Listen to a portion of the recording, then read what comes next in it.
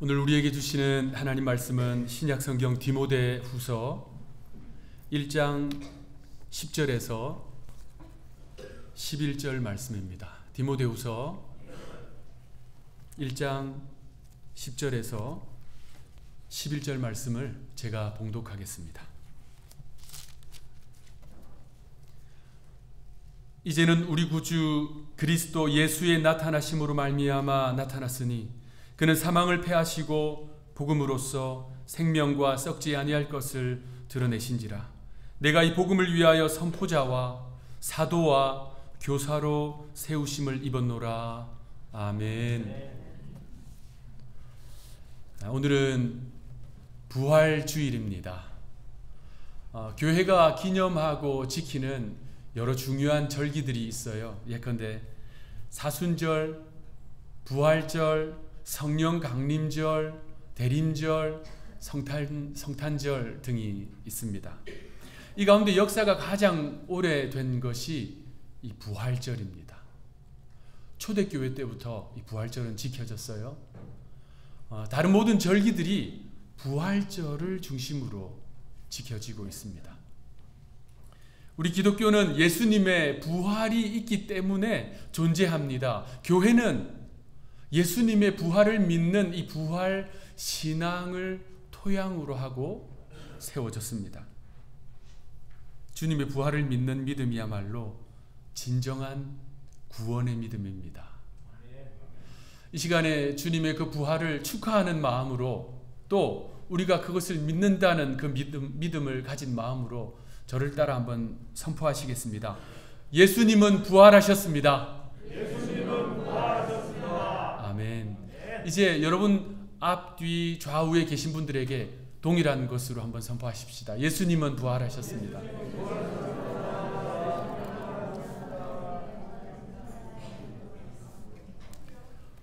사망 권세에 이기신 그 주님의 은혜가 오늘 예배 자리에 참석하신 모든 분들에게 있기를 주님의 이름으로 축원합니다.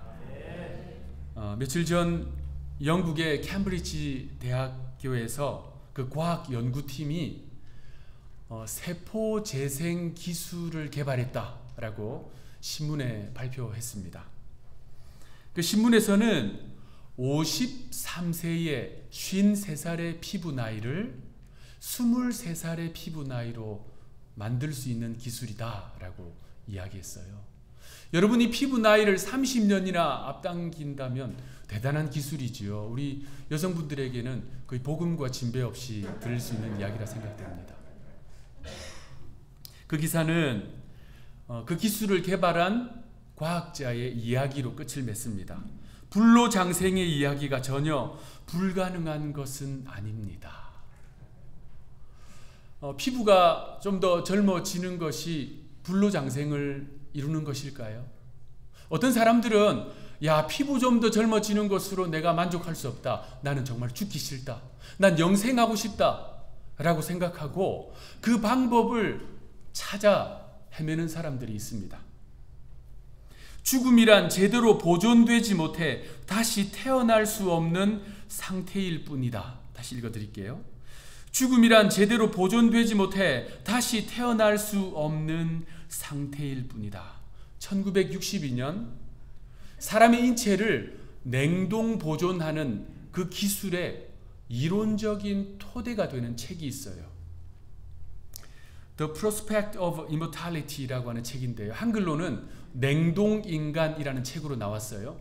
그 책의 저자인 미국의 물리학자 로버트 에팅거가 한 말입니다. 죽음이란 제대로 보존되지 못해 다시 태어날 수 없는 상태이다. 그는요, 그 고도의 생명공학, 신경공학, 컴퓨터공학 이런 기술들을 조합하면 사람이 영생불사할 수 있다라고 믿었어요. 그리고 그는 그 확신대로 자신의 어머니, 그리고 첫 번째 아내, 그리고 두 번째 아내를 모두 냉동 보존합니다. 그가 이런 말을 했어요. 두 아내가 동시에 깨어나면 큰일이 난다. 이런 이야기를 했어요. 그리고 그는 그 자신도 2011년 7월 죽자마자 냉동 보존 상태로 들어갑니다. 여러분, 이렇게 냉동 인간이 되는 것이 불멸의 생을 얻는 것일까요? 인류 최초의 냉동 인간은 제임스 배드포드라는 미국의 심리학자입니다. 1967년 간암으로 죽기 직전에 자신의 몸에 인공 혈액을 가득 채웁니다. 그리고 심장이 굳지 않도록 항응고제를 넣었어요. 그리고 이 복잡한 화학 처리를 다 하고 액체 질소로 가득 채워진 강철 기구 속으로 들어갑니다. 암이 정복될 때 몸이 해동되고 몸에 퍼져 있는 모든 암세포를 다 제거한 이후에 깨어날 것이다 라고 생각하고 있어요. 불쌍한 것은 이 제임스 배드포드의 아들입니다. 아버지를 냉동 보존하느라고 전 재산을 다 날렸어요. 무일푼이 됐습니다. 냉동 과정은 굉장히 까다롭습니다. 전신 마취를 하고요. 앞서 말씀드린 그 복잡한 화학 처리를 다 해요. 그리고 초저온에 섭씨 영하 196도씨, 화씨로는 마이너스 320도의 액체 질소 속에 사람을 넣어놓습니다. 현재 이 냉동 인간은 미국과 러시아에 약 200명 정도 돼요. 그리고 대기자가 1000명이 넘는다고 합니다. 한국 사람도 있다고 합니다. 이런 냉동 인간에 대한 생각들은 사람이 영원히 살고 싶다, 죽고 싶지 않다 라고 하는 그 바람이 고스란히 녹아 있는 것이지요. 그런데 여러분, 이렇게 엄청난 비용을 들여서 냉동 보존되고 있는 사람들 가운데 지금까지 단 한 명도 깨어난 적이 없습니다. 앞으로도 그들이 언제 깨어날지 전혀 알 수 없다는 것이 현실입니다. 앞서 그 과학자가 말했던 불로장생, 중국의 진나라의 시황제가 그 불로장생을 위해서 불로초를 구하기 위해서 갖은 노력을 다했습니다. 존재하지 않는 불로초를 찾을 수가 없었지요. 그리고 세계를 자신의 손에 쥐락펴락했던 페르시아의 알렉산더 대왕, 그는요 죽기 직전에 다음과 같이 이야기했습니다. 누구든지 내 생명을 5년만 연장해 준다면 내가 통치하고 있는 이 나라의 절반이라도 주겠다. 그는요 30대였어요. 젊은 나이에 세계를 제패했습니다. 그런데 그가 정작 갖고 싶었던 것은 권력이 아니라, 땅이 아니라, 명예가 아니라 생명이었어요. 사람들은 이렇게 예나 지금이나 생명에 대한 강력한 애착을 가지고 있습니다. 저도 그렇고 여러분들도 다를 바 없어요.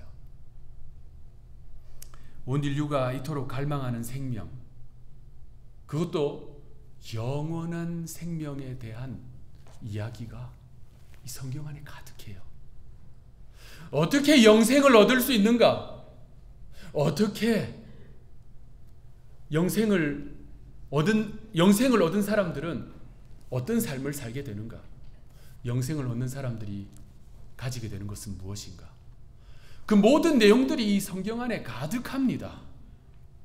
그러므로 여러분들은 복된 존재예요. 아멘. 여러분들은 정말 복된 존재란 사실을 믿으셔야 합니다. 아멘. 수천억 원 들여서 냉동 보존돼야 영생을 얻는 것이 아닙니다. 산천초목을 다 뒤져서 불로초를 찾아 먹어야 영생을 얻는 게 아니에요. 영생을 얻을 수 있는 방법이 성경 안에 있고 여러분들은 그 사실을 믿는 존재라는 것입니다. 아멘. 이보다 더 귀한 것이 어디에 있습니까? 우리에게 요구되는 것은 그 생명의 복음, 부활의 복음을 믿는 거예요. 우리는 그 부활의 복음을 믿을 수 있습니다. 왜냐하면요, 분명한 증거가 있기 때문이에요. 예일 대학교 로스쿨에서 공부하고 14년간 언론계에서 활동하면서 여러 차례 최우수상을 받았던 탁월한 저널리스트가 있습니다. 리스트로벨이라는 인물이에요. 그는요 원래 무신론자였어요. 그리고 이 기독교에 대해서, 특히 이 교회에 대해서 굉장한 반감을 가지고 있었던 사람입니다. 그러다 어느 날 아내를 따라서 교회에 가게 됐어요. 처음부터 교회에 훅 들어와서 열심히 한 거 아닙니다.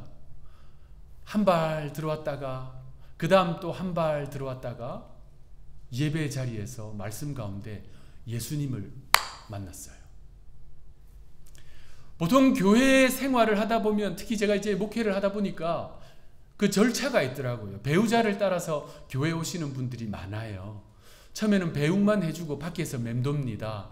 그러다가 교회 안으로 들어오는데 예배당에 들어오진 않고요. 교회 카페에 앉아 있어요. 그러다가 어쩌다가 끌려서 예배당에 들어오는데 심드렁하게 앉아 있어요. 그러다가 말씀 가운데 예수님을 만나고 직분을 받고 봉사를 합니다. 제가 처음 목회자로 사역했던, 전도사로 사역했던 교회의 장로님이 그런 분이었어요. 밖에서 뱅글뱅글 도시다가 말씀에서 예수님, 말씀 가운데 예수님을 꽉 만났어요. 완전히 변화됐어요. 교회를 주도적으로 섬기는 장로님이 되셨어요. 리스트로벨이 그런 사람이었어요. 밖에서 돌다가 교회 안으로 들어왔다가 말씀 가운데 예수님을 만나고 인생이 180도로 바뀝니다. 무신론자였어요. 교회에 대해서 굉장히 비판적인 사람이었습니다. 그런 기사를 쓰는 사람이었어요. 예수님을 만나고 그가 신학을 공부하기 시작했어요. 그리고 목회자가 됩니다. 그리고 이 법률을 공부한 사람답게, 그리고 저널리스트답게 철저히 역사와 성경을 연구합니다. 그리고 책을 내요. 부활에는 분명한 증거가 있다. 그 책 제목이 예수는 역사다라는 책이에요. 영화로도 나온 바 있습니다. 부활에는 어떤 증거가 있는가? 첫 번째 증거는 빈 무덤이에요. 예수님의 무덤이 비어 있다는 사실입니다. 우리 말씀 같이 읽어보겠는데요. 마태복음 28장 5절 6절. 마태복음 28장 5절 6절 한 목소리로 읽어보겠습니다. 시작. 천사가 여자들에게 너희는 무서워하지 말라. 십자가에 못 박히신 예수를 너희가 찾는 줄을 내가 아노라. 그가 여기에 계시지 않고 말씀하시던 대로 살아나셨느니라. 와서 그가 누우셨던 것을 보라. 제가 비교 종교학적으로 설명해 드릴게요. 이슬람교의 창시자 마호메트, 그의 무덤은 사우디아라비아의 서부 메디나에 있습니다. 그는 63세의 나이로 열병으로, 어떤 기록에서는 독살됐다고 돼 있어요. 열병으로 사망했습니다. 장례가 치러졌고요. 그의 시신은, 유해는 예언자의 모스크에 안치되어 있습니다. 불교의 창시자 석가모니, 고타마 시타르타라고 부르기도 하지요. 그는 80세의 나이로 이질로, 좀 더 정확하게 말씀드리면 식중독으로 사망했습니다. 그 유해는 화장이 됐어요. 그리고 그 유골은 8개로 나누어져서 당시 인도에 있던 8개 부족에게 보내졌습니다. 그리고 사리탑 안에 안치되어 있습니다. 지금도 그렇게 되어 있어요. 유교의 시조 공자, 그 무덤은 지금의 중국 산둥성에 있습니다. 그는 73세의 나이로 노환으로 사망했습니다. 그리고 그 유해는 지금의 공림에 있습니다. 그 공림은 현재 10만 명이 넘는 그 공자의 후손들의 무덤이 숲을 이루고 있어요. 단일 가문 중에서는 세계 최대입니다. 유네스코에 등재되어 있어요. 그래서 그 공자의 유해가 그곳에 이제 그들이 모시고 있는 것입니다. 여러분, 이들의 후손들, 또 이 종교를 추종하는 사람들은 그 무덤을 신성시합니다. 가서 경배해요. 순례를 그곳으로 떠납니다. 그들이 경배하고 신성시 여기는 이유는 그 종교의 시조의 시신이 그 안에 있기 때문입니다. 여러분, 우리 기독교에는 신성시할 무덤이 없어요. 순례할 무덤이 없습니다. 왜냐하면 빈 무덤이기 때문이에요. 예수님이 거기 계시지 않기 때문입니다. 이것은 구약에서부터 예언되어 왔어요. 예수님 스스로도 여러 번 말씀하셨어요. 제자들이 보낸 서신들, 편지들이거든요. 그 편지들이 공통적으로 하는 이야기가 있습니다. 예수님의 무덤은 비었다. 앞서 읽었던 그 본문을 보십시오. 막달라 마리아가 안식 후 첫날에 예수님의 시신을 보기 위해 그곳으로 갔습니다. 그런데 그녀가 본 것은 닫힌 무덤이 아니었어요. 열린 무덤이었습니다. 열린 무덤 안에 있는 예수님의 시신이 아니었어요. 빈 무덤이었습니다. 무덤을 막고 있던 그 커다란 돌문이 옮겨져 있었어요. 여러분, 발굴에 의하면 당시 사용된 무덤의 돌문은요, 장정 5, 6명이 붙어도 옮길까 말까 한 크기의 큰 바위예요. 그리고 그것을 설치할 때는 그 돌무덤의 입구를, 바닥을 파요. 이렇게 옮겨서 그 안에 텅 하고 집어넣는 거예요. 이걸 옮기기가 너무나도 어렵습니다. 누가 옮겼습니까? 마태복음 28장 2절, 큰 지진이 나며 주의 천사들이 하늘로부터 내려와 돌을 굴려내고 그 위에 앉았는데, 하나님이 천사를 보내셨어요. 그래서 팅 하고 옮겨놨어요. 그 위에 앉아 있었습니다. 당시 유대 사회에서는 예수님의 제자들이 예수님의 시신을 훔쳐갔다 라고 거짓 소문을 퍼뜨리고 있는 상황이었습니다. 그런데 여러분, 그 무덤을 지키고 있던 경비병들을 따돌리고 제자들이 그 시신을 훔쳐갈 방법이 없어요. 그들은 전문 경비병이었습니다. 헬라어 원문을 보면 구스토디아라고 되어 있어요. 4명으로 이루어진 전문 경비병들입니다. 4명씩 이렇게 교대를 하는 거예요. 이들은 유대병정이 아니에요. 로마의 정예병사입니다. 중무장하고 있는 사람들이었어요. 당시 제자들은 주님이 잡히시자 두려워서 뿔뿔이 흩어졌어요. 어떤 사람은 옷도 입지 못하고 벗은 몸으로 도망갔습니다. 그들이 로마의 중무장한 이 경비병들을 제압하고 예수님의 시신을 훔쳐갔다고요? 불가능한 이야기입니다. 무엇보다도 당시 유대 장례법, 전통 장례법을 생각할 필요가 있어요. 당시 유대인들은 시신을 굴무덤 안에 넣어 놓습니다. 그리고 1년 동안 안치해 놔요. 그리고 나서 1년 후에 유골을 수습합니다. 그리고 유골함에 넣어 놓습니다. 제가 그 유골함을 보았는데요, 이 정도만 해요. 그 안에 이제 사람의 뼈를 넣어 놓습니다. 요즘 얼마나 이 발굴이 과학적으로 이루어지고 있습니까? 이 고고학적인 이 발굴을 통해서 예수님 시대의 사람들의 유골함을 많이 발굴했어요. 특히 예수님의 육신의 형제인 야고보의 유골함이 발굴되었습니다. 예수님 시대의 대제사장이었던 가야바의 가족들의 유골함이 발굴되었어요. 그런데 어떠한 발굴을 통해서도 예수님의 유골함이 발굴되지 않았습니다. 앞으로도 영원히 발굴되지 않을 거예요. 마호메트나 공자의 무덤이 현존합니다. 석가모니의 유해는 사리 형태로 지금 보존되고 있습니다. 유독 예수님의 무덤만은 빈 무덤이에요. 이것은 예수님의 부활을 강력하게 증명해 주는 증거입니다. 두 번째 증거는 원래대로 놓인 세마포와 수건입니다. 요한복음 20장 6절 7절 말씀 한번 읽어보겠습니다. 시작. 시몬 베드로는 따라와서 무덤에 들어가 보니 세마포가 놓였고 또 머리를 쌌던 수건은 세마포와 함께 놓이지 않고 딴 곳에 쌌던 그대로 놓여 있더라. 굉장히 이거 세밀한 묘사예요. 예수님의 시신은 유대 전통 장례법에 따라 장례가 되셨어요. 시신에 향품을 집어넣고 얼굴을 수건으로 말고 몸을 세마포로 감쌌습니다. 여러분 그 이집트의 미라 보셨지요? 그런 형태로 제 시신을 합니다. 똘똘똘 말아놓은 상황이에요.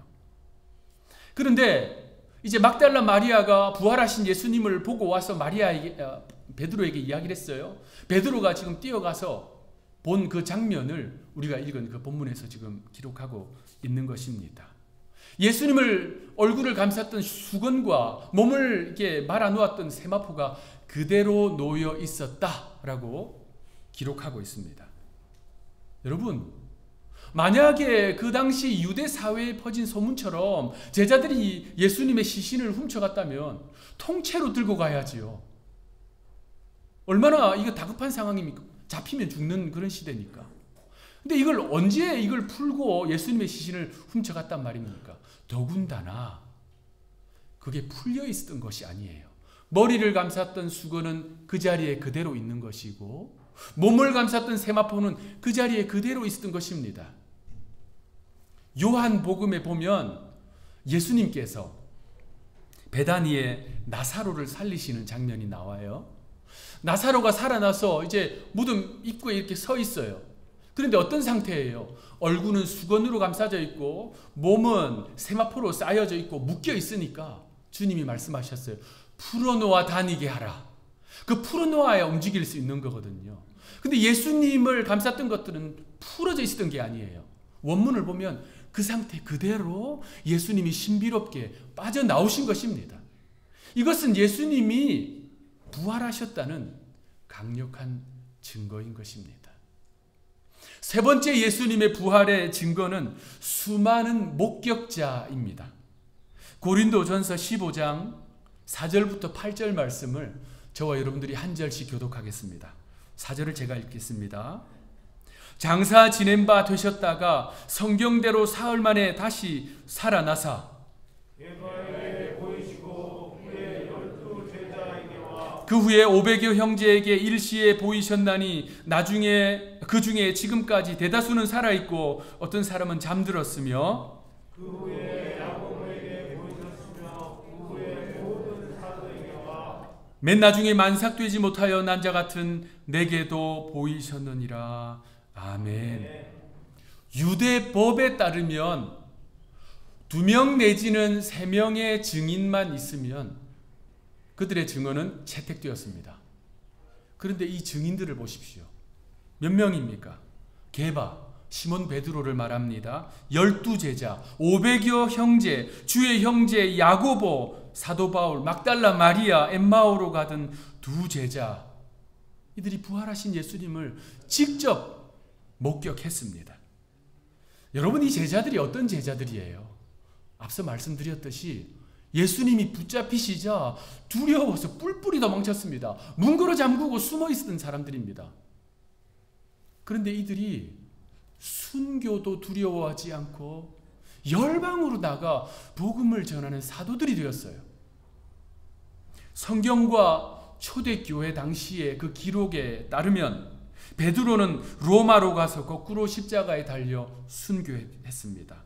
야고보는 헤롯 왕에게 참수당합니다. 안드레는 소아시아에서 전도하다가 십자가에서 순교합니다. 빌립은 히에라볼리에서, 바돌로메는 아르메니아에서, 도마는 인도에서, 마테는 에티오피아에서, 다른 야고보는 이집트에서, 유다는 페르시아에서, 마띠아는 에디오피아에서 순교합니다. 주님의 동생인 야고보는 처음에 예수님을 거부했어요. 그런데 그가 다시 예루살렘으로 들어가서 돌에 맞아 순교합니다. 바울은 어떻습니까? 우리 잘 알잖아요. 바울은 예수 믿는 사람 잡아 죽이려고 하던 사람이었습니다. 그런 그가 로마에서 참수당해서 목베임을 당해서 순교합니다. 여러분, 제대로 알지도 못하는 것에, 제대로 확신도 없는 것에 누가 자신의 목숨을 걸겠습니까?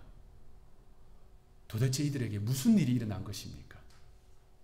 그리고 2000년 교회 역사 속에서 그 수많은 순교자들이 왜 그 자리로 달려나갑니까? 부활의 복음을 믿은 거예요. 부활의 복음을 확신한 것입니다. 그들이 이 부활의 강력한 증거입니다. 그리고 그들은 그 증거를 보고 증인이 되었어요. 오늘 본문은 다음과 같이 말씀합니다. 디모데후서 1장 10절에서 11절. 이제는 우리 구주 그리스도 예수의 나타나심으로 말미암아 나타났으니 그는 사망을 패하시고 복음으로써 생명과 썩지 아니할 것을 드러내신지라. 내가 이 복음을 위하여 선포자와 사도와 교사로 세우심을 입었노라. 부활의 복음을 믿는 이 사도 바울은 자신을 그 복음을 위한 선포자로, 사도로, 교사로 세우심을 받았다라고 분명하게 말씀합니다. 혹시 여러분 가운데 나는 이 초대교회 제자들처럼 그 시대의 성도들처럼 내 눈으로 부활하신 주님을 본 적이 없기 때문에 믿을 수 없습니다.